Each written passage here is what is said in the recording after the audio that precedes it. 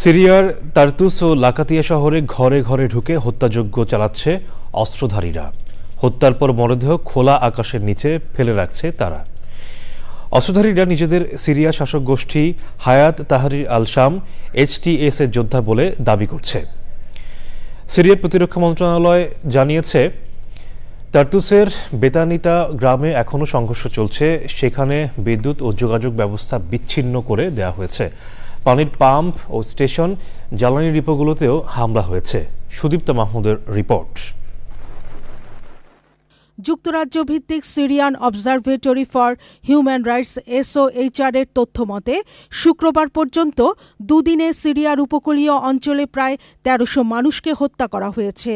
বৃহস্পতিবার সিরিয়ার উত্তর পশ্চিমাঞ্চলের উপকূলীয় শহর লাতাকিয়া ও তার্তুসে ক্ষমতাচ্যুত প্রেসিডেন্ট বাশার আল আসাদের অনুগতরা সমন্বিতভাবে নিরাপত্তা বাহিনীর সদস্যদের ওপর গুপ্ত হামলা করলে পাল্টা অভিযান শুরু করে সরকারি বাহিনী।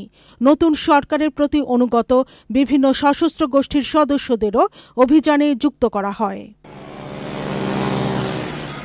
অস্ত্রধারীরা বানিয়াসের ফারশকাভি গ্রামে গণহত্যা চালায়।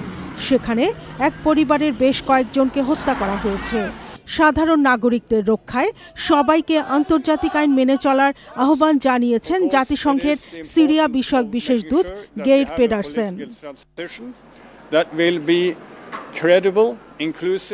বিপদ থেকে বাঁচতে অনেকে রাশিয়া পরিচালিত হমেইমিম বিমান ঘাঁটিতে আশ্রয় নেন। তবে পথে তল্লাশির সময় অস্ত্রধারীরা প্রশ্ন করছে তারা আলাউইদ সম্প্রদায়ের কিনা, যাদের বেশিরভাগেরই বসবাস সিরিয়ার উত্তর পশ্চিমাঞ্চলে। বাশার আল আসাদের পরিবারও এই সম্প্রদায়ের অন্তর্ভুক্ত। Sudipta Mahmud, channel I.